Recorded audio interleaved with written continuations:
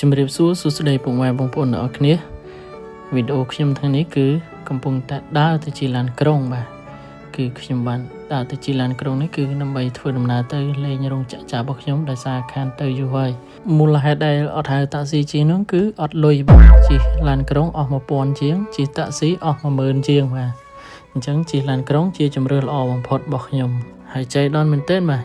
មកដល់កន្លែងចាំឡានក្រុងស្រាប់តែជួបគឺគាត់ទៅក្រៅដែរគាត់បានប្រាប់ថាបើទៅក្រៅបំពងប្រាប់គាត់ពីល្ងាចបានដើរមកមួយគ្នា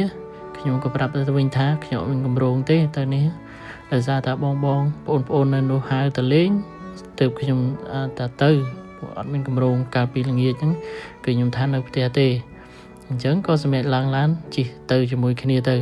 បងប្អូនឃើញវាស្រែមុនហ្នឹងអត់ឡើងខៀវស្ងាត់ហ្មងដោយសាររដូវនេះសន្ទូងបែកគុំហើយប៉ុន្តែមុននឹងដល់ឡើងឡានគិតរថភ្លើងយើងត្រូវតែឆែកមើលលុយនៅក្នុងកាតយើងសិនតើមានលុយសម្រាប់ធ្វើដំណើរអត់ហើយខ្ញុំឆែកទៅលុយខ្ញុំឡើង10000ជាងបាទ17000ជាងអញ្ចឹងអូខេហើយខ្ញុំអត់ចាំបាច់បន្ថែមលុយទៀតទេអាហ្នឹងគឺជាការសម្រាប់ធ្វើដំណើរតាមរថភ្លើងក៏ដូចជាឡានក្រុងបងប្អូនបន្ទាប់ពីឆែកលុយហើយវាយកាតចូលមកគឺខ្ញុំឡើងមកដល់ហើយគឺឡើងមកដល់លើកន្លែងអង្គុយចាំឡានរថភ្លើងបាទព្រោះរថភ្លើងយូរបានវាមកម្ដងដូចជា30នាទីហ្នឹងវាមានមួយជើងហើយអញ្ចឹងយើងត្រូវរងចាំហើយខ្ញុំមកនេះខ្ញុំមកអត់ទាន់ជើងដែរគាត់ខ្ញុំមកដល់វាចេញទៅមុនវាចេញទៅបាត់បាទអញ្ចឹងខ្ញុំទៅរងចាំហើយនេះបានឡើងជិះហើយបាទនេះគឺជាទស្សនវិជ្ជាតាមដងផ្លូវមើលពីលើរថភ្លើងទៅហើយមកដល់ទៅនេះខ្ញុំទៅដូរជើងបាទហើយគឺគាត់មកមួយខ្ញុំទេដោយសារតែផ្លូវគាត់ផ្លូវទៅត្រង់ហើយផ្លូវខ្ញុំផ្លូវវាចបាទ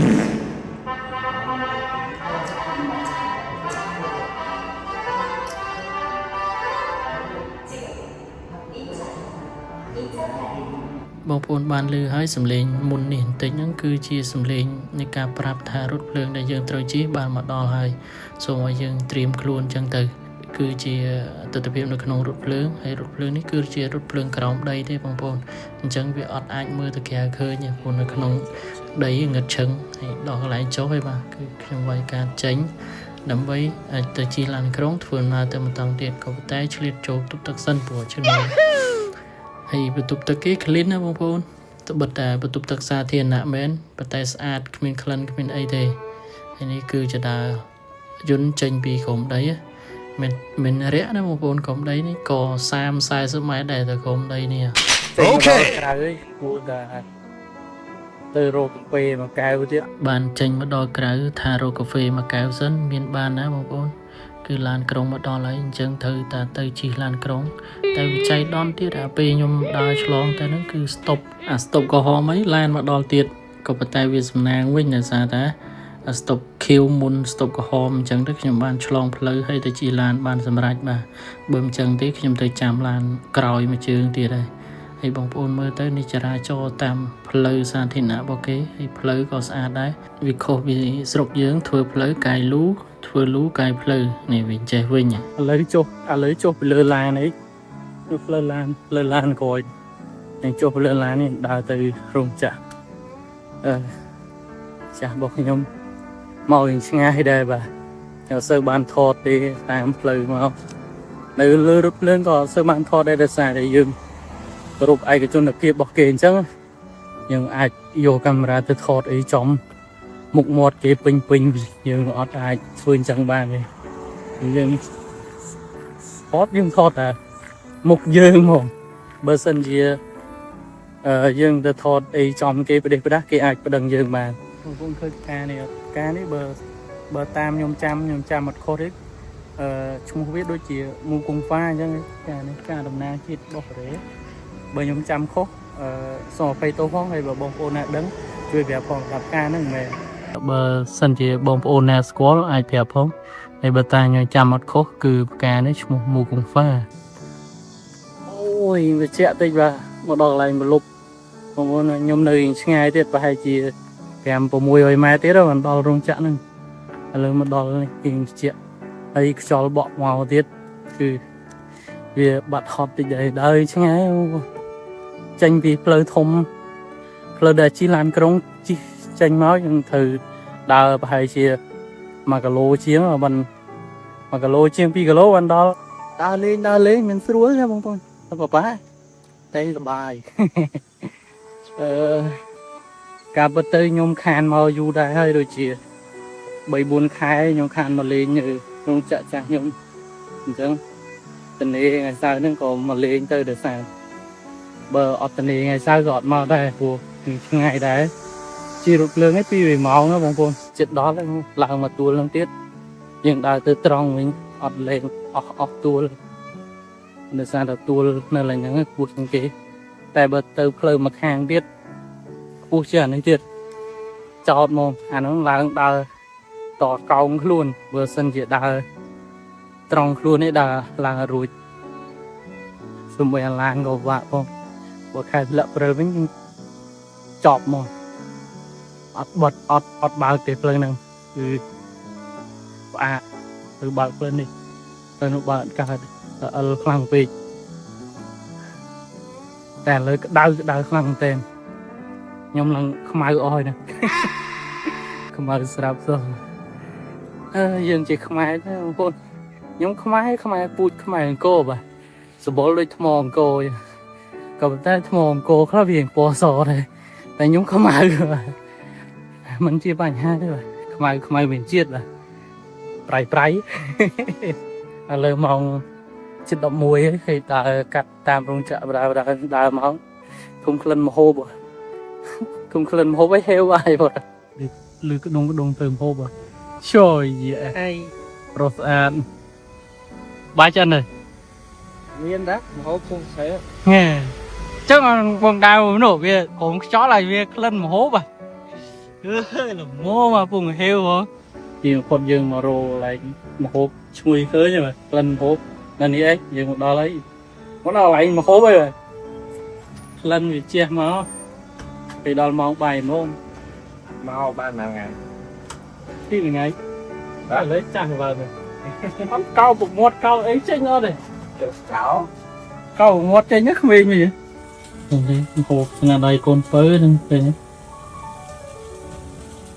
chà broccoli với muối sạch rút bay tròn ngày bà con lưu sầm lên cái đèn tại những cứ mà tập phân ngay và đèn sầm lên đèn ngọc tay hồ đom đáy là mâm đáy cứ cái đào lô đó đây đom đáy nên đom đáy cháu rồi cái đốt thấy mình đom thì chấn gì khai cái đào phó người còn đào đây xin cái đây để đốt nông phó bộ con tạo sao mày rồi ai đi miền pêu smooth đây bà sao mà hốt đây mà đây bởi vậy vì gần hao với đôi slap chạy dần ho thế bảo làm trong bao người nữa đây là cái tay bà lấy dừng đó lấy thì scat đây bông vâng để sao ta kỳ cho thưa cả rồi nơi ta mùi nơi không tục vì thưa cả dục bông phun cái máy sáng tôi xong buồn đậm nè đây mà thì scat này cứ thông tin nhưng trong chuyện kia là chỉ khi ngay giờ mẹ trong chấm tiêu là mò mà anh gọi con hè này đi cứ đôi chị bên bọc mày rồi mày sụp à ở bên chung chuyện bọt tê không chắc cứ mày dương bộ có mày dương sưng là từng on hay cả cái đấy tịch chuyện mày thì cái đấy mày sàn đấy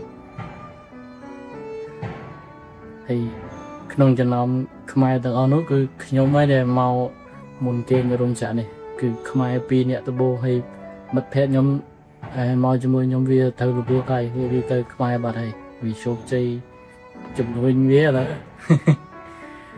nơi ta khi nhóm thế rồi cọt rồi trai toàn khơi mà chuyện đọc này lên lời tới đây mua nít thì đọc hơi có lọp chụp đấy nơi ta đường còn chụp à ta đường chụp hỏi chụp vậy chân của con không bằng prai chân thôi mà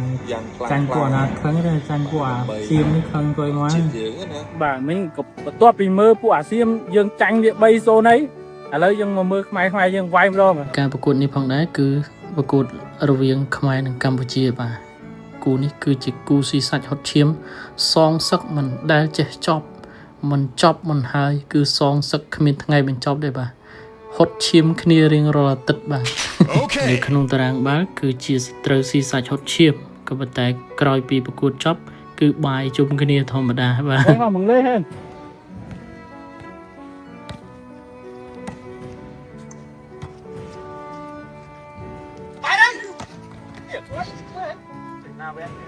Mà anh vay ban. Nông thì mới được chiên mấy nhà vay ban là bắt xin hạ bắt đây. Tranh bay xôn rồi. បាទនិយាយលេងសើចអីទោះជាចាញ់ឬក៏ឈ្នះក៏នៅតែគ្រប់គ្រងដែរព្រោះជាជាតិរបស់យើងបាទក្រោយពីឈប់លេងបាល់គឺអាហារពេលងាយរបស់យើងគឺមានតែមុខនឹងទេថ្ងៃហ្នឹងដោយសារតែយប់ជ្រៅហើយអត់ធ្វើអីតន់ធ្វើអានឹងងាយខ្ញុំអត់បានថតបងប្អូនអង្គុយហូបជុំគ្នាទេដោយសារតែពួកគាត់ដោះអាវអញ្ចឹងយើងអាចថតបានទេវាសិចស៊ីពេកនេះគឺជាអាហារពេលព្រឹករបស់ពួកខ្ញុំគឺខ្ញុំបបរមន់មួយឆ្នាំងពួកយប់មិញដាក់អីធ្ងន់ដែរបបរគ្រឿងមន់ហើយរបស់ខ្ញុំបាទដោយបងប្អូនបានឃើញស្រាប់អញ្ចឹង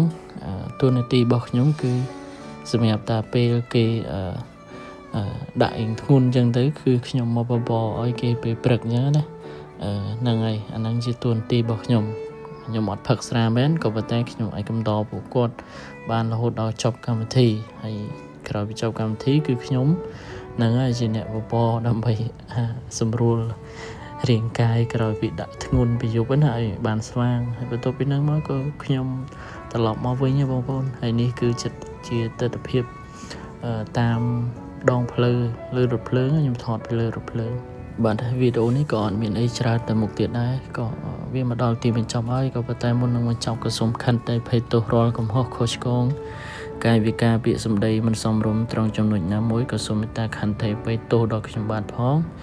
ហើយបើមិនទាន់ចុច Subscribe ទេជួយចុច Like Comment Subscribe Channel របស់ខ្ញុំអ្នកមួយផងនឹងទទួលបានវីដេអូថ្មីៗទៀតអរគុណជម្រាបលាបាយបាយ